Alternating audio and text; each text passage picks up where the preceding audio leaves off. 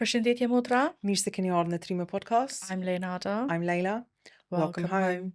Finally back in the studio. It's been a while. We came with someone in the studio finally. This is Anjeza, and I'm sure everyone has seen her on MasterChef. She's made us so proud. Yeah. But I'm going to let her introduce herself to everyone that's watching the podcast. Okay, so I guess, my name's Anjeza. I'm 29. I live in Nottingham and I love cooking. So I was on MasterChef. I didn't make it too far. I got to just about the quarterfinals, and then I went home at that stage. But it was an amazing experience. It was like the best thing I've ever done in my life. It was the most rewarding thing I've ever done, and everything since then has just been a whirlwind. And now I'm here with you guys, which is crazy. We're so excited to have you, because actually we started discussions to have you on the pod. I'm sure it was like summer last year. Yeah. I want to say November. It was such a long time ago, and finally we've managed to lock it down today. So we're really excited to have you. It's been so long. I was like, are they even going to want me on the pod anymore? Oh my God. No, you don't understand. Like, we've been back and forth. Like, we need to book her in. We need to book a time. We need to go in. Your journey on MasterChef, why did you decide MasterChef and not just any other cooking show? MasterChef is the show. Yeah. Like, there's other cooking shows, but MasterChef is BBC One. It's been on for 20 years, I would think 22 now. And I grew up always watching MasterChef. Like, that was my one program. Like, because my parents' English isn't amazing. MasterChef's one of those programs that you could watch. And, like, we can see the sauce running on the plate. Like, oh, no. They're going home, the sauce is too running. Do you know what I mean? It was always something that we could all as a family connect with. Yeah. We all love food. Like, my family are such foodies that we just loved watching it all the time. And to be honest, I've cooked my whole life. Yeah. There's not been a memory that I have where I haven't been cooking. As young as in, like, I want to say like 8, 7, something like that. But it was more out of necessity back then. But it just grew into like, more of a passion. And I always knew I could cook, and I was like quietly confident about it all the time. But I was like, but can I though? Because everyone who's eating my food aren't cooks like that. They're easily impressed by like a cheese toasty. So I'm like, can I actually cook, or am I just getting big for my boots here thinking that I'm like this chef and really like there's another level like that I'm not even reaching? So I was like, the main reason was I'd watch it and I'd be like, I know I can do that. I know it doesn't seem that hard to me, but again, like, am I just being arrogant? So when I applied, I was like, let's see if everyone's just being nice to me around me. Maybe they're just like, oh, we're not going to tell you that food's not that amazing. So I was like, if I go on the show, they're going to give me the most honest opinion that I could get from anyone. And then I was like, if the judges say I can cook, then I've got some like actual affirmations that I can. I'm so glad you didn't let those like doubtful voices like stop you from doing it. It was constantly on my mind that I was like, but if I do go on it and I can't cook the way I think I can cook, everyone's going to see that. Like, millions of people. Like, not everyone loves MasterChef, but the people that watch it, and it's loyal, like cult, like it's like the Bake Off. Exactly. It's like the Bake Off. And when I watch it, and like, those first people go out in the first rounds, I was like, oh, bless her. And I was like, am I going to be that person? I could very well be that person. And then I just have to watch it forever and just know that my face is out there. Yeah, isn't that so? I can't. It's so interesting that you say that. Actually, I started cooking at the age of 8 out of necessity. So cooking for such a long time, but still having those doubtful voices like, am I good enough? Yeah. But essentially, you'd been cooking for 2 decades before you even applied for the show. Absolutely. But it was one of those things that I would cook because, so my parents would work shift patterns and normally like 8 hours, but a lot of the time they do it overtime, so 12 hours. And whenever it was the case that my mum was working the day shift and she wouldn't be home all day, and my brother and my dad would be home and they had to eat, and I was the only remaining female in the house, regardless of age, that was my responsibility to cook. So I'd cook and they'd eat it, and I was like, all right, cool, like I'm feeding them, they're eating, but like it was more just do it because you have to do it. And when I say like my family is a foodie family, every woman in my family can cook. So I didn't think that was anything special. I didn't think that was like something to like scream and shout about. It's like, yeah, of course I cook. I'm a woman. All women and girls cook. Yeah, exactly. Do you know what I mean? When people would tell me, like when I go to school and people would be like, oh, like my mum's not a good cook or whatever, I'd be like, that's so weird. Like, what kind of a weird situation is that? Same. I don't get it. Yeah. I'm like, that's on you. Like, if it'd be like, my dad cooks, I'd be like, sorry? Sorry. Or like if my friends would be like, oh yeah, no, I don't do much at home. Like I don't do any of the cooking. I'd be like, I just don't understand how come that again? functions. But yeah, like Yeah. what does that look like in practice? Yeah, it doesn't. In my head, I was like, you're literally just like lying to me. Like, I don't get it. And even like, because whenever I grew up in a very English town, but I never had that experience of what other families were like in their households. I was never really allowed to like go to like my friend's house after school. It just wasn't a reality. I think I went to my friend's house. I think that was I think that was a shared reality. It was for all like, of us. I think once in my life, Yeah. I was allowed to go to my friend's house, and it was before prom when everyone was gathering. So it wasn't like people were like, oh, I'll go to my friend's house for tea, and their mum would cook, and I'd see what they would cook like. So I just assumed, I was like, well, everyone's mum's cooks, every girl cooks, and this is just normal. But it just wasn't. So I was like, there was doubt, because I was like, well, anyone in my family can make these dishes. Yeah. So why should I go on the show? Yeah, because especially when you're making, like, our dishes are so complicated and they take Yeah. ages. Like we were saying just before we start recording, this is such a labor of love. And when there's so much complexity involved in cooking, you're like, oh, then anybody is capable of doing this. But I promise you they're not. They're not. Yeah. They're not. I realised this with adult age. I know now. Yeah. I'm much wiser. And our dishes are very much like season with your heart, cook with your heart. It's not very, I don't follow a recipe. No, I just no kind limits, of learned everything from my mum, and now I've just got the staples. Yeah. But you're never taught that actually that could be turned into a career, because the whole cooking industry, whether it's in the UK, Kosovo, Albania, wherever in the world, is so misogynistic. You see more men as chefs. When you think of a chef, you think of a man. You don't think of a woman. Even in Albania, though. Yeah. Even like on social media, like I follow Everywhere. a lot of Albanian chefs, people who own restaurants, people who like. I try to like follow as many Albanians as I can, because I think it's quite like, Albanians do well. Yeah. But a lot of like, there's only a couple of women. Yeah. That I see their faces like, oh, she's achieved this. And it's always men. I was like, that's weird though, because we're raised that like men just don't do that. Yeah, exactly. Like within our homes, it's our responsibility to do the caregiving, including the cooking. But yet, professionally, it's where men are making the money. Yeah. Why? Yeah, absolutely. And they get this respect. Yeah. This like big respect. It's like Chudi, the It's man like, cook. yeah, exactly. And it's just it's weird. I was watching a documentary on YouTube with a 3-star Michelin chef. It was a woman, and I was watching the whole documentary, and the commentator was like, she raised her kids and she did this, and then she went off to culinary school and she did that. And I was like, well, there's no reason to mention her kids, because we don't do that to males. So I don't we don't really say he had 2 understand kids. it. No, exactly. Yeah. But it's interesting. When you applied for the MasterChef, where were you in your life? Because I know you've also been in corporate, and are you still in corporate? And I'm still in corporate. We can't run away. Bills. We've got bills to pay. Yeah, unfortunately. I wish I could just step away from that. I live in this like Yeah. land where we can just cook and bake muffins and make money, but it's not the reality. I think when I applied for MasterChef, I was in such a fortunate position, because I'd set up my life perfectly, like to the point where I had nothing else to really do. It was kind of the sense that like I grew up and I knew that I had like, I'd say 4 things that I needed to achieve. And this was like from like young age. I was like, well, I know that I need to go to uni. It's a requirement. I need to get a career after uni. Straight away. I need to get a house, because my parents bought a house and they work in factories. So I've got no excuse. I've gone to university, I have a corporate job. I should buy a house very quickly after that. Yeah. And I need to get married and have kids. Like these were my 4 like I've made it in life. spoken like, but unspoken. Like Yeah. I knew those were my requirements from my parents. Like they came to this country to give me more, and those are the 4 things I need to achieve to like make sure that I hit all those targets. Those unspoken expectations. Yeah, exactly. Which also, Unspoken, but also spoken. But also very loud. Very loud.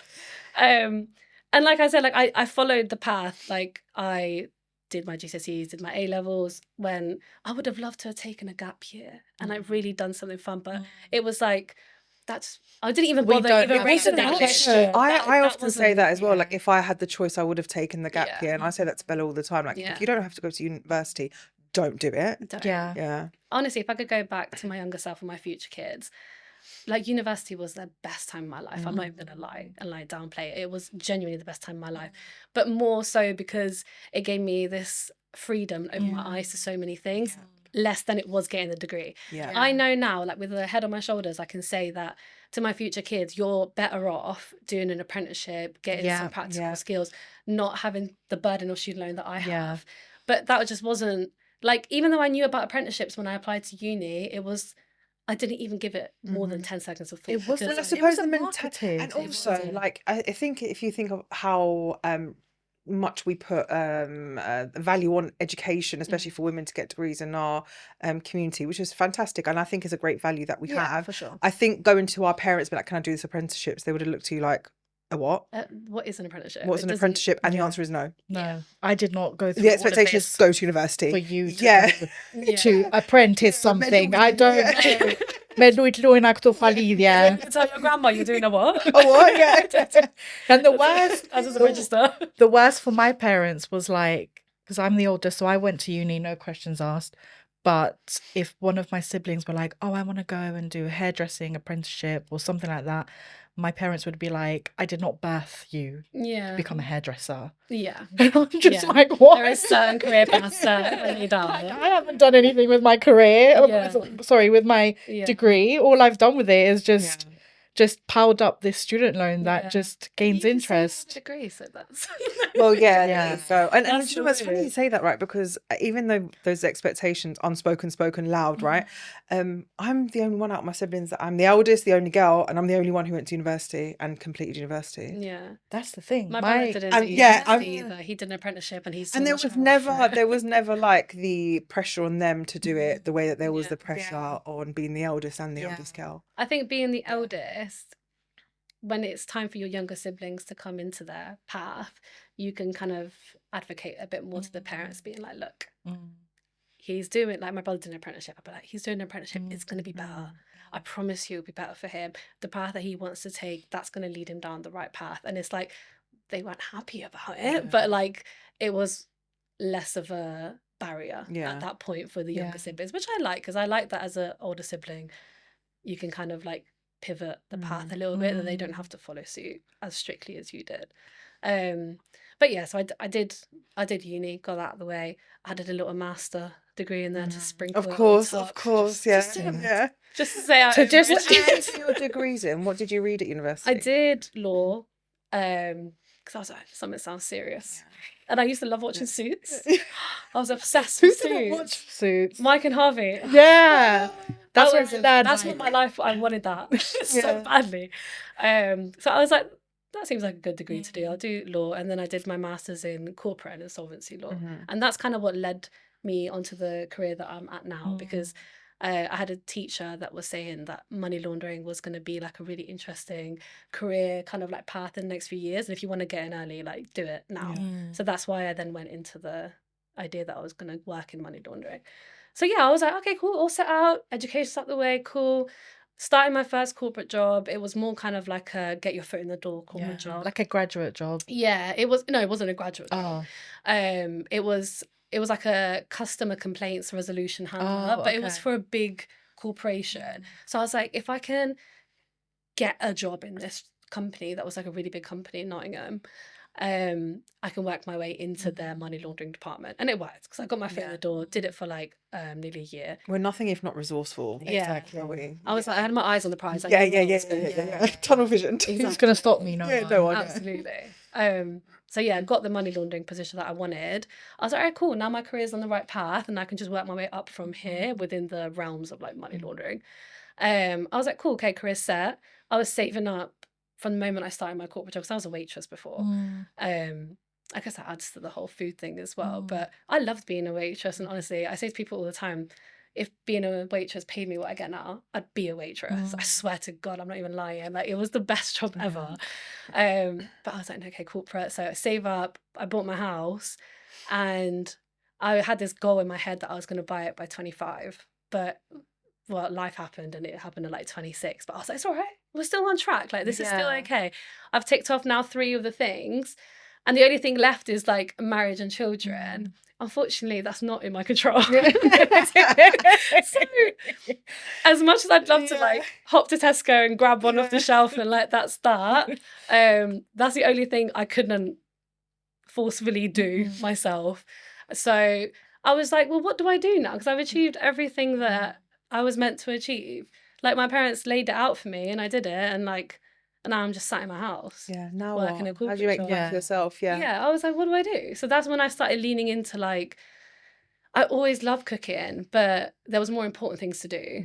So it was brush aside, like I just, whatever, in my own time, never made a fuss about it. And then now that I had like my own kitchen, time, like I work from home. So I can play out my work hours a little bit. I had so much time. And I was like, let me just actually do something that I think I actually like. Do I like it? And then I started cooking. Like actually pursue a passion. Yeah. I can't even call that a hobby because it's something that a hobby is just like knitting and crocheting. Yeah. People are really passionate about that kind of stuff. But it's really calm. No, but I learned how to knit when I was like 18 or 19. I love it. But what I'm trying to say is like something like cooking is a skill. It's an art form, isn't it? And I guess what I'm hearing you say is that you brush that aside to try and meet these expectations that were put onto you, which is such a shame because I drool over your cooking page. Yeah, exactly. It's really sweet. And it almost puts you in a position where you are constantly chasing the next thing. Yeah. Because you find yourself, okay, I've achieved X, Y, and Z. I've got my education, I've got my house, I've got my career. Now I'm sat here with a passion that I've got in me, with a burning passion. And I can go after it now because now I've got all that time. But it's so sad that you had to go through all of that to reach the end. I guess in a way, you had to justify it. Like, I've done all of this. Now I can actually do something I want to. Yeah. I always think that like if my childhood was more like, what do you love? Like, what's your passion? Like, I think I did, like, even though cooking was my duty, I still enjoyed it. Like, I would always be like, oh, I'd rather cook dinner than do the ironing. Do you know what I mean? So I still enjoyed it. And I wonder, like, if I had that upbringing of, like, chase your dreams, would I have gone into culinary school? Would I have gone down that direction? Possibly, because I really liked it. Like, I loved food. You know, like in food technology in school, they make you make, like, pizza.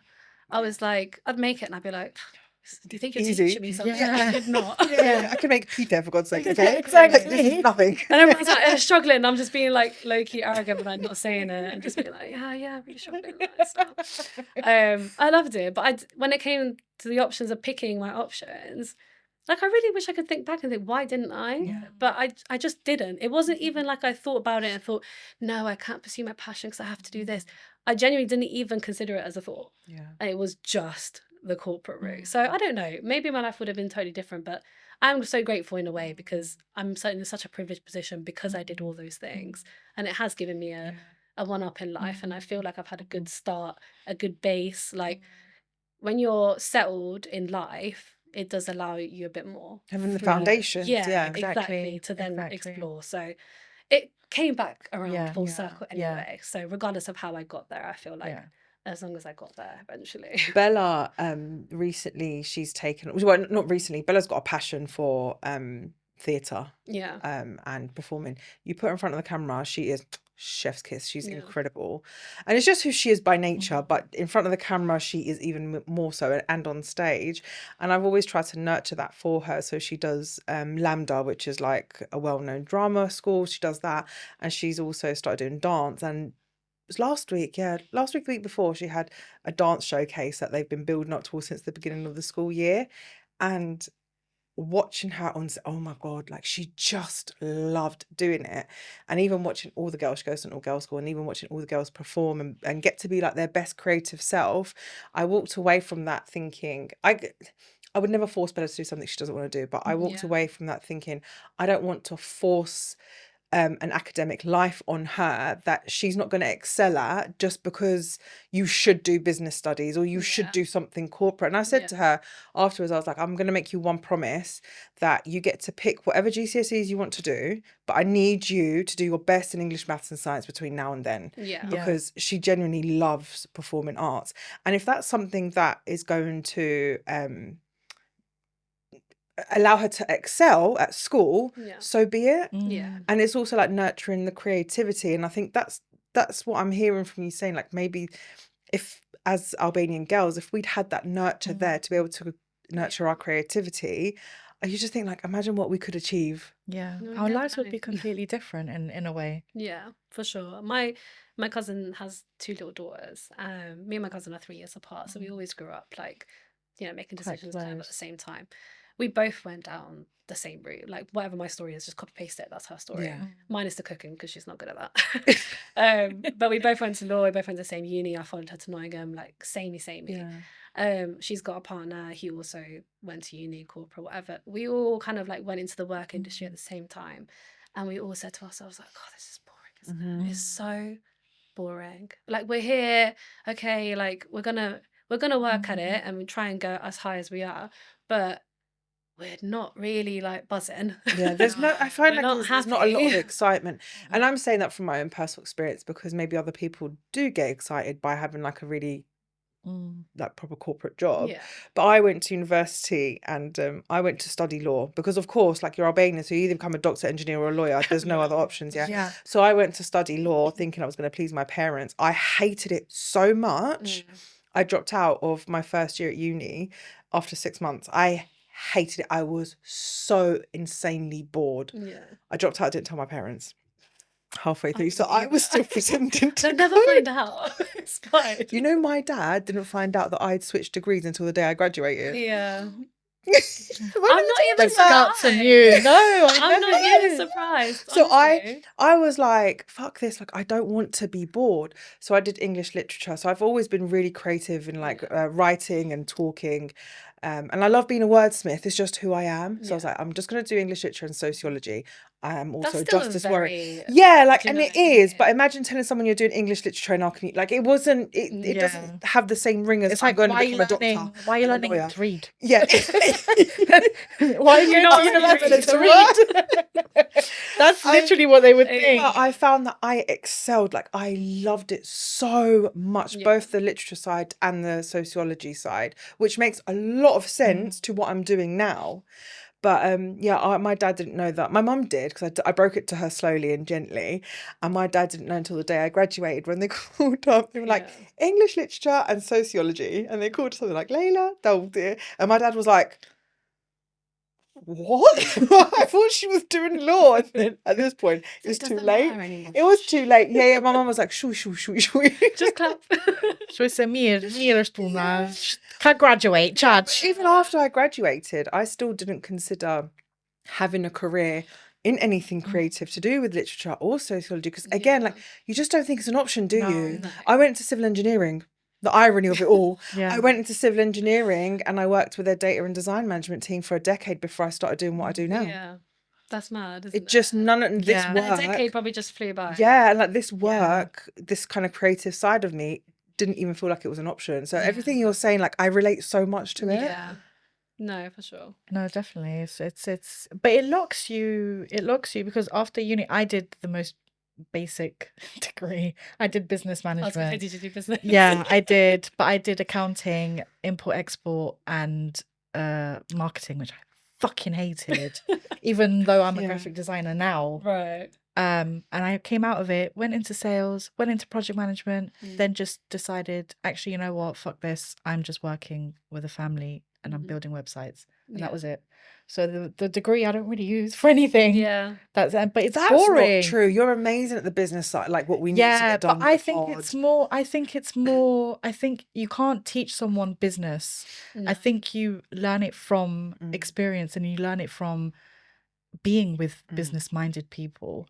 Because my favorite subjects, because I did a gap year. I did 6 months in Austria in the Austrian university. I just told my parents I'm going. Do with that information what you will. Adios. And they were just like, okay, bye. Yeah. But I went. But I loved investment, financial investment. And they had a whole module on export and import. This was before Brexit. And then I retook that same module in my final year in the UK just before Brexit, because then I was like, that's what I'm now able to use in my job. Yeah.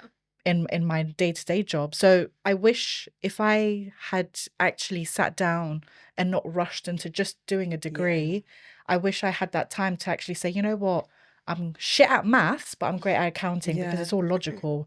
I'm great at import export and I'm great at graphics. I could have done something with that instead of just going for the That's so important what you say is about that feeling rushed and pressured to make a decision that maybe you otherwise wouldn't if you'd had the time. It's like one after the other, like quick, no time to just be like lazy. Oh my God, you cannot be lazy. No, absolutely not. I think when I finished my degree and everyone in my family was like, oh, so you're going to be a lawyer now? I was like, because you did law. It doesn't really work that way, does it? What are you going to do? I was like, no, I don't want to be a lawyer. Like I knew that everyone thought I was going to be a lawyer. I knew I was never going to be a lawyer because I didn't want to do the LPC and all that. But it's also like becoming a doctor. Because you have to dedicate 10 years of your life. Absolutely. I know in my heart that I have such a nurturing nature about me, and you'd find everyone innocent. That absolutely, personally, you would. I would. I'm too empathetic. But also, you killed 3 people. I'm so sorry. I'm sure you had a reason. Sure, you had a reason. But I knew that the life of a lawyer meant really long hours and like real like honing in on it. And I knew that I wanted a family. I really wanted it. And I was like, do I really want to get into this working 18-hour days and XYZ when really like I want to be a mum? Do you know what I mean? So I never wanted to I wanted to have my work-life balance in case to allow time for that in my future. So I was like, I'm not going to be a lawyer. I'm going to work within compliance, regulation, like all that stuff. But that allows me to just switch my laptop off at 5 and then be done with it. And then my time is my time. And I didn't want my work to seep into my life that much. I just, like, it sounds good to have that, like, hustle, kind of, like, go-getter attitude. But I was like, no, I'm tired after uni. I don't want to do that anymore. I'm tired, LPC? No, absolutely not.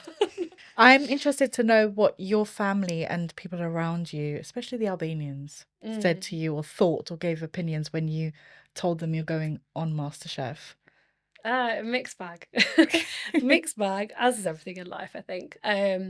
So I never told anyone that I applied for it. And when I talked to people about it now, I was like, oh, I just applied. And I thought, whatever.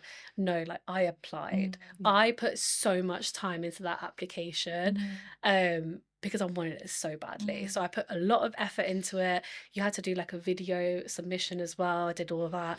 Did it all behind closed doors. I didn't tell anybody. Not even my brother, who's like my closest person in my life. I didn't even tell him because I was like, if nothing comes from this, that's really embarrassing. So I was like, okay, I'm just going to do it. Applications in February. They didn't call me until August. Wow. It was about March, May, kind of whatever time that I kind of was like, oh, whatever. Like, I didn't want it anyway. Acting like, disassociating with it. Never told anyone about it, so it's calm. Like, I don't need to. No one's ever going to find out. Yeah, exactly. And then when I got the call, I was like, oh. Shit hit the fan. But it's just the first call. Like, they're just testing the waters. Like, I'm not going to get too excited, but I was so excited. I felt in that moment when I just got the initial, like, screening call as the same way I did when I got the call saying I was going to be on the show. Like, the excitement was out of this body experience. And then when you're not meant to tell anyone, but I'm Albanian. Yeah, there's no such thing as secrets in our community. And also your family doesn't count. Like, exactly. They were like, you can tell 2 people. I was like, I've got 3 people in my family. In what world do you think I could tell, like, 2 people in my family of 3? But also Albanians can't keep secrets. No, so even if you told just your mum and dad, like a spider diagram, wouldn't it? Anyone put phone down. Guess what my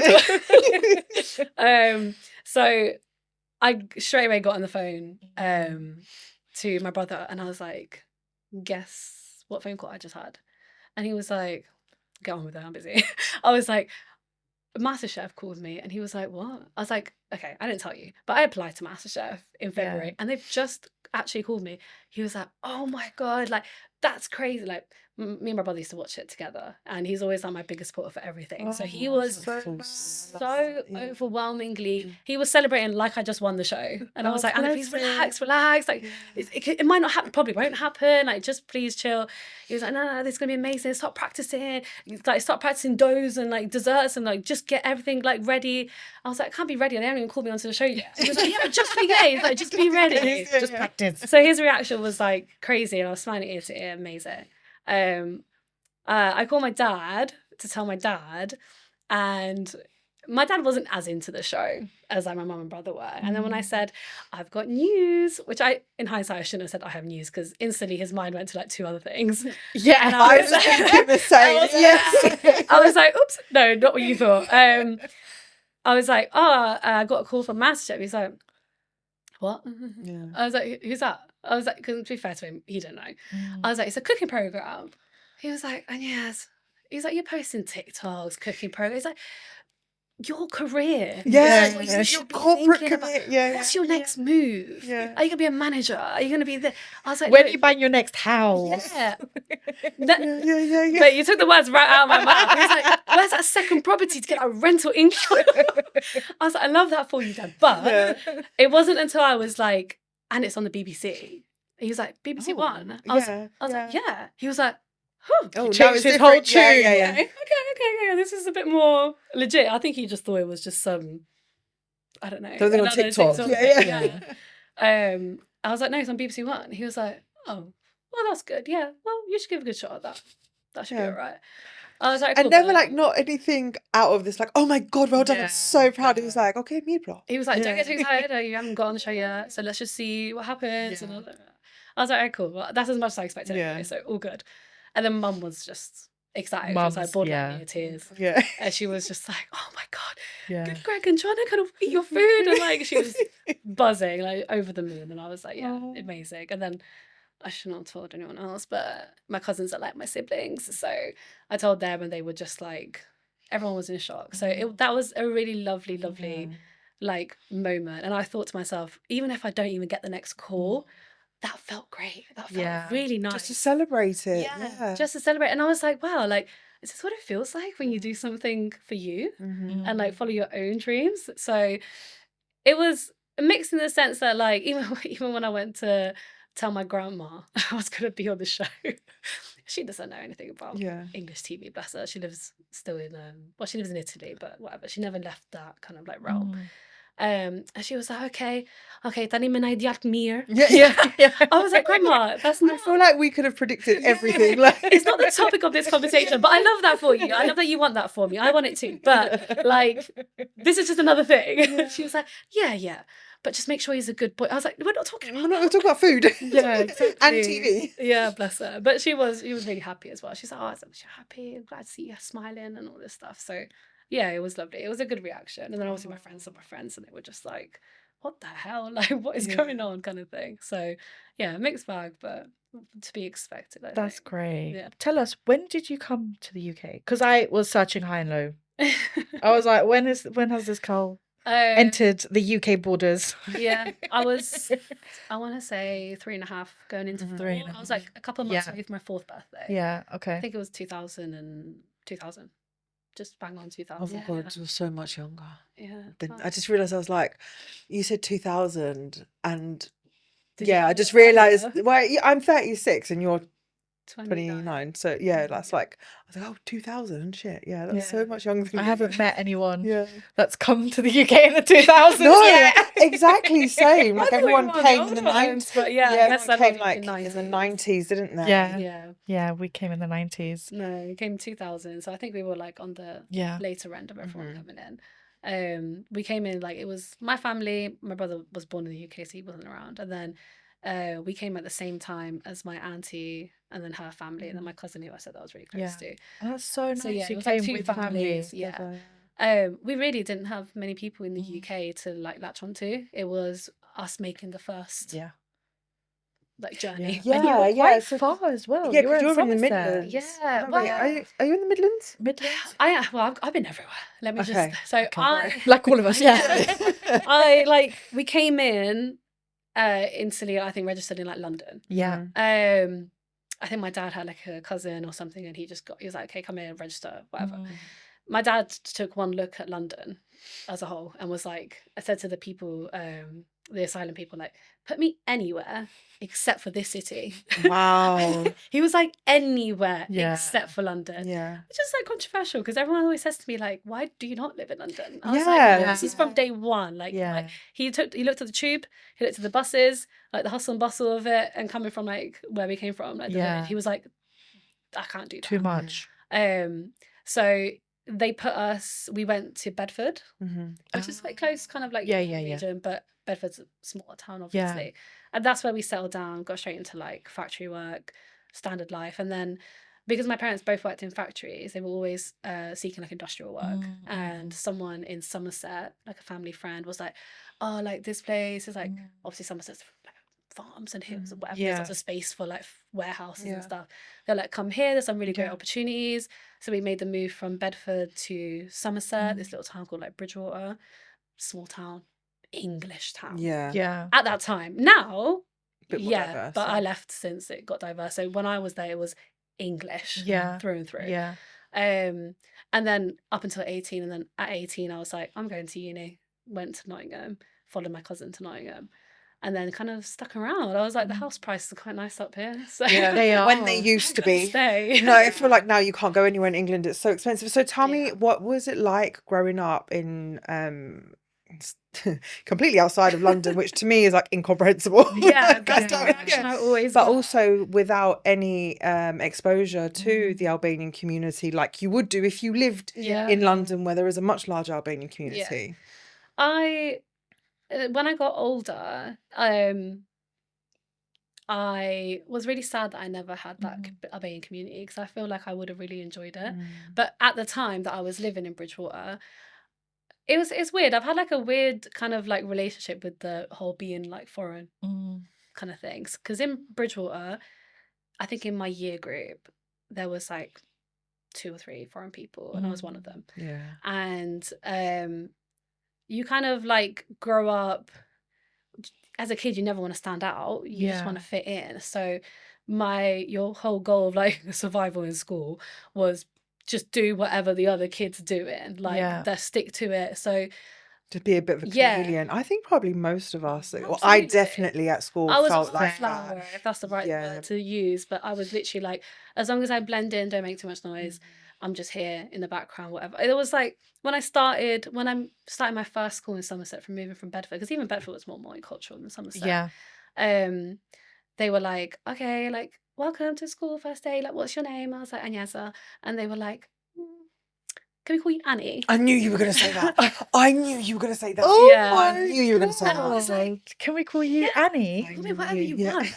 I don't care what as long as I just don't want to stand out. Just don't ask me again. God, so just like so many of us felt like that, like we just didn't want to stand out and bring too much attention to ourselves. I was like, call me Anne, call me A, call me whatever you want. I don't care. I'm content with just coasting by. And then obviously you grow up, and like, you know, like your mum makes like burek or something the night before, and she's like, do you want to pack you some for school? I was like, no. Stop. No, thank you. I want a ham and cucumber sandwich. I love it. That's what I want. I want a cheese string. Give me a baby bell. And a yogurt pot. Give me some like, crisps. what is this food? I'm like, Mum, please, just like, let's not make this a conversation. I don't want to unpack your lacroix at school and tell people what this green thing is. And the smell. Imagine bringing pasol. No. I just would have left it in my bag and starved. And it's like, and so genuinely I feel that so much, because I think I definitely know that growing up I carried a lot of shame around being so different in terms of our cuisine. Like we'd go to Brighton a lot by the sea, and my mum would make burek and we'd take it with us, and I'd be so embarrassed to be on the beach and pull it out burek. Now, oh my God, I put it on top of my head. As an adult, we used to take chai with the little plin, literally go into the park, those huge blankets that were like all red and had flowers, literally the chai in the middle, gota, like flea, a whole Yeah. sea of flea in the middle of the park. And I used to be so embarrassed. And now I'm like, oh, I really just want to go in the park with some chai. Yeah, and even I think like the relationship I had around food was so complicated growing up because there was that shame attached to my identity, which really I wouldn't have felt if it hadn't have been for influencers around me. I would have been really more than happy to be different to everyone else. But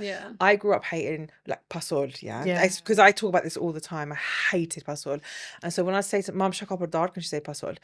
And I'd be like, oh my God. Now it's a staple in my dinner routine. I will cook pasol and I will eat the whole tinjere. I just love it so much. And I can't believe that I had all that shame attached to it growing up, which ironically is such a shame to feel as a child, because you should be able to celebrate those parts of your identity instead of feeling like you need to be a chameleon and fit in with everyone else. I think that's what I mean. Like when I got older, I used to think, oh, like if I had that Albanian community around me at school and stuff, maybe like I would have been a completely different person. I would have been more confident. I was the shyest person. Like there was teachers who were like at the end of year 11, like, you were here the whole time. I was like, yeah. I actually have been. I feel like there was also it's just kids will be kids, I think. And whenever like I'd pick up my brother from school and we were like walking home one day, and like just the neighborhood kids or whatever, they were like behind us, and I was speaking Albanian, and we didn't speak Albanian often outside of me and my brother always kind of gravitated more towards English.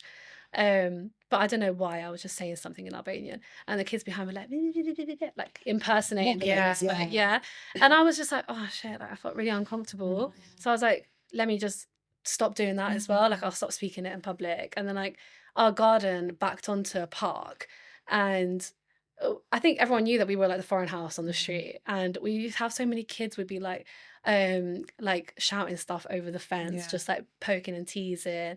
We had people like throw rocks, and I was just like, you almost feel like you're in a zoo. It's your garden. And I was like, I just want to go to my garden, bounce on the such a trampoline violation. Like, so it was like, I was like, well, if I want all these things to stop, I just need to be as English as possible. So whenever my parents had like folk music on TV, I was like, oh, this is rubbish, like, these music videos are so cringe. They were cringe. they were cringe, but the music was good.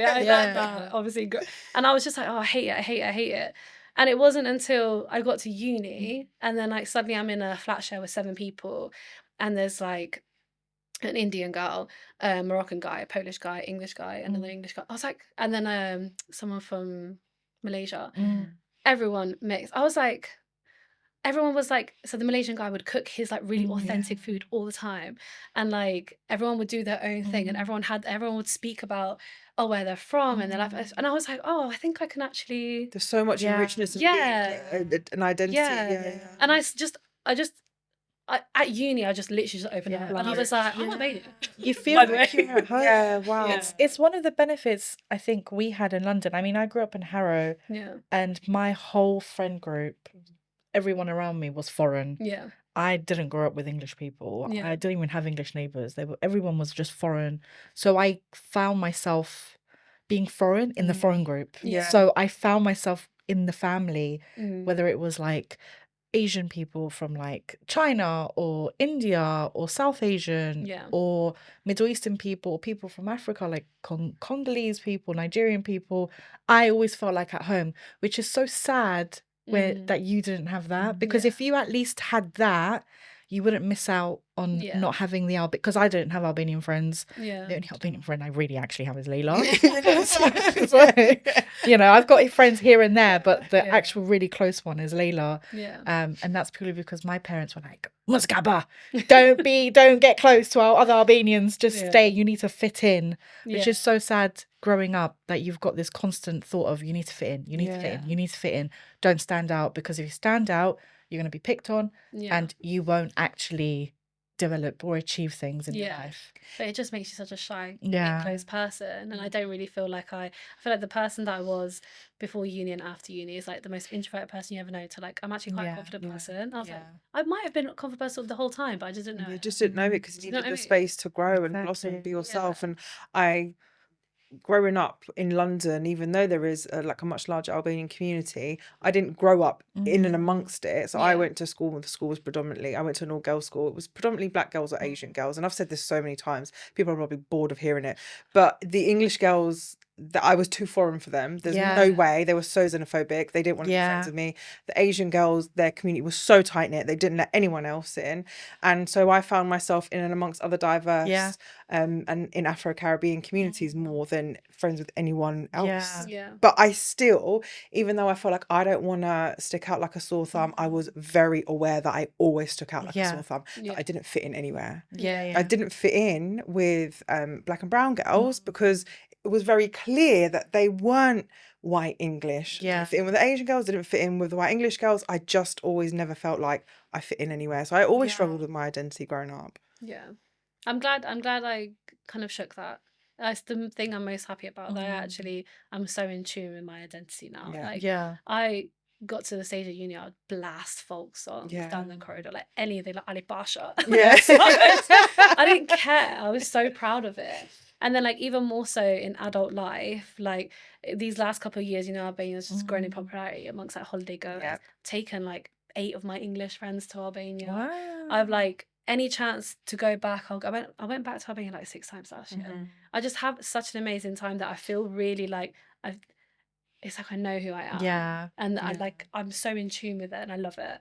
I just wish I could have had that a bit sooner. I wish the same too, and I grieve that a lot. Like I wish I could go back to that young, silly little girl. But we didn't have role models. Do you know what I mean? For us, it was like survive, because we either came off the back of war or heavy communism, and it was just survival. And I think that now we're the first generation who actually just gets to live a bit more freely. And so I even said we did an event over the weekend. It's like, but it's our turn to add something new now. It's our turn to stop living in the shadow of just surviving and being hard workers and actually pursue our passions and pursue careers that aren't just corporate and just becoming doctors, lawyers and engineers, you know. And doing it, like social media is so great for some things, and one of those things is just introducing you to people that you would never see. Like you guys doing this podcast, I was like, oh my god, Albanian girl's doing a podcast.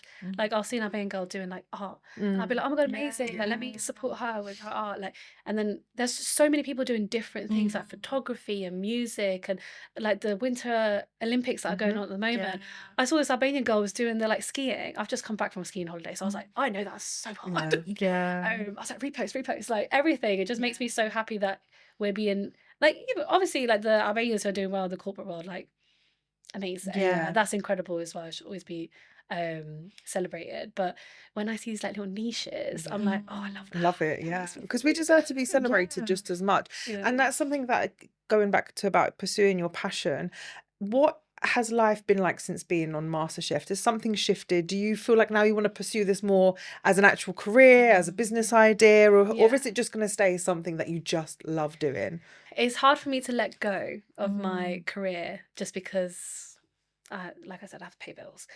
But I'm so much more like razor focused now on doing something else. And since the show, I've had so many doors open to me that it wasn't like this massive like status, because it was one episode of MasterChef and I didn't make it to the quarterfinals. So I was like, I kind of knew that it would be like a lukewarm whatever after. But even the doors that did open, I was like so giddy about every single one. Like every person who emailed me or messaged me or whatever. Like I did an Albanian TV interview. I saw that. Did you? I was so proud of you. I was and do you know what? Going on Albanian TV is the scariest thing. Like we've done it a good few times, and every time we're like, I was like, do I even speak Albanian? I forget everything. I was like, I do. I promise. I just run away from you, don't they? After I did the Albanian interview, there was one moment they were talking about my work, and I was like, Puna Ima.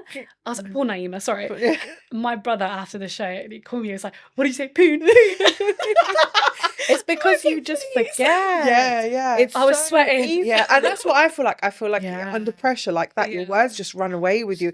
And that's Crazy. part of, I guess, having this dual identity of this heritage growing up in the diaspora as Albanian kids, now who are adults. Like, I think in both English and Albanian. Yeah, it depends what context I'm in. Yeah, and then so that even Dan always takes piss out of me because she's like, sometimes you're just like, how do you say in English, babe? Because I'm thinking Albanian. And then sometimes when I want to speak Albanian, I'm thinking in English, and the words just run away from me. Yeah, look, as long as we got both in some capacity, like it's fine. But yeah, like even not even just the TV interview, but like even like little businesses that I've been like, oh, come review our place, or do you want to do this with us? Do you want to do that with us? And I'm just like, it was Who, me? Yeah, who, me? I was like, there was one guy that has set up this page on Instagram, and I think it's called like something to do with Albanian chefs around the world. I can't remember the name of the handle, but I'll tell you after. But it's basically like a community that they're setting up, and he's basically saying that the government is helping to fund like these initiative to like bring together the whole like all the Albanians around the world and like reconnect them to Albania. Like they're gonna do like food festivals in Albania. They're gonna do like events. Like they've done a lot of events in like capital cities around the world. They're gonna do one in London, XYZ. The guy messaged me and he was like, "Hey, saw your master, congratulations. Do you want to be part of this community of like chefs that we're like connecting around the world that are Albanians that got influence in the food industry?" And I was like, I was only on one episode. Like I only did it. Like I'm not a chef. Like I'm not qualified. But you are. I don't have a restaurant. I don't have this. Come on. But yeah, are you sure you want me to do that? Like I was like, I can't do it right now because I was tied into the contract with MasterChef, so I couldn't do anything. So it was like a period of months that you couldn't do anything. But I was like, as soon as I'm out of it, I'll let you know. But I was like, you sure? And he was like, yeah. And I was like, okay. Amazing. But I think I need to let go of this imposter syndrome and just be like, whatever comes my way. Like even doing this podcast, I was like, oh, I don't know, what am I going to talk about? We're just two girls. And we're just two girls. Do you know what? One thing that I really wish for all Albanian women and girls is to let go of that humility. Stop being so fucking humble. I am amazing at what I do, and I do deserve to acknowledge it for myself. I do deserve to be acknowledged by others, and I deserve to be celebrated by others. I deserve to take up this space. Yeah, for sure. It's a work in progress. Like I acknowledge it when I do it, and I catch myself doing it. I'm like, stop it. But also, you were chosen out of thousands of applicants to go on MasterChef. A foreign girl, an Albanian girl, was chosen to go on MasterChef. Don't ever forget that. Because you achieved something, even if it was a half episode, doesn't matter. It genuinely does not matter. You did it. You went there. You did it. Loads of people saw it. And you're here now. So celebrate it and never forget about it. Absolutely. Did any of those, we were talking about the identity, did any of that kind of come through on the show, that the doubts, like, should I cook something from our culture? Should I stick to only English or like Western food? Did you have any of those conversations with yourself in your head? With myself, I actually internally, I knew that if I got onto the show, one way or another, I was going to do an Albanian dish, whatever it was, I'd figure it out. But of course, it was always my favorite. So I was like, I'm going to do that, but I'm going to spin it the way my mum makes it, not the traditional way. I don't like it the traditional way. I knew I was going to do it. And when I told people, because you had to submit what you're going to cook before, I said, I'm going to do tough course. Everyone was like, Anjeza, please. Just do English stuff. Don't do that. Like, just do one of your techie things that you do that you post on Instagram and it looks really cool and like extravagant. They're like, they're not gonna understand. The flavor's gonna be too basic. It's too simple. Our food is like whatever kind of. It's like too humble and like you're not gonna get far if you do that. And I was like, I don't care. I was like, I didn't come onto this show to make lamb chops and mash. Like, okay, I can make you lamb chops and mash, but like. When I was selling myself in the interview, I was like, you've never had an Albanian contestant before. Like I see Caribbean people do their food. I have Thai people do their food. Everyone's so proud. Like you don't see an Indian person being embarrassed to make a curry. No. Exactly. Like they love it. They're like, like curry. And I'm like, I want to do that for Albanian food. Why I'm so glad you did as well. What a beautiful representation. I just think to myself so much that like Albanian people who set up businesses in the UK, they're like, okay, should we do Greek or Italian? I'm like, why is that always the option? Honestly, always. Just do Albanian food. I want it. Yes. I want to, like, I went to an Albanian restaurant last time I was in London. Just to eat fasula. I had a great time. I was like, why do I have to search so much? Why do I have to come to North London for that?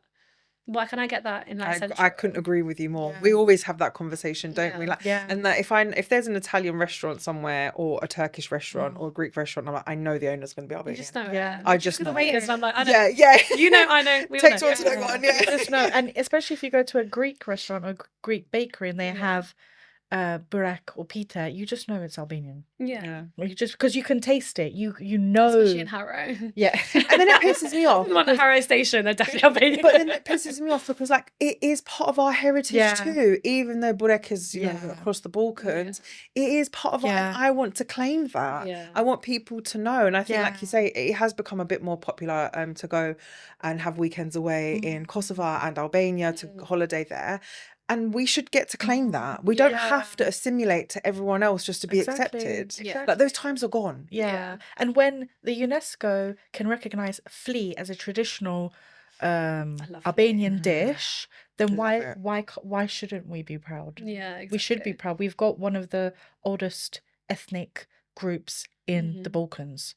Our dishes are amazing. I'm biased. I love Albanian food. I didn't try flea until I want to say when I was going to go on MasterChef, I started intentionally going to Albanian restaurants to get a real feel for how I know how my family did it, but I never knew because like I said, I didn't grow up with other families. So I was like, let me go to all the restaurants and like see what their food tastes like. And because my family is from Elbasan, fleas are more northern thing. Yeah. And even when I told my mum, I was like, you never made me flea. And she was like, flea, it's more like a... It's such a divide, isn't it? I was like, all right, cool. Well, I'm just going to go to a restaurant and try it then. What's the hype about? Everyone says flea's the best thing. And I've never tried Albania. It's rude. So I tried it for the first time in a restaurant. I was like, well, if no one opened an Albanian restaurant, I would never get to try it. Yeah, exactly. But I just hopped to London. I went to Lyrian Brew House. I was like, cool, give me a flea. Give me everything.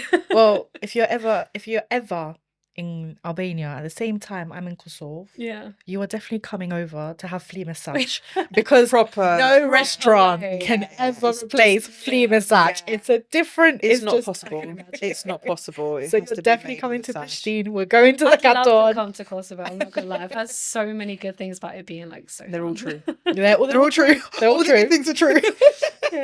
We don't know anything about the bad things, so don't ask us. No. Ignore all that. It's fine. Focus on positive. All the good things are true. So with all of that said, it's so interesting, I guess, to have you on the podcast as a guest who didn't actually essentially grow up within the Albanian community like a lot of our other guests have. Yeah.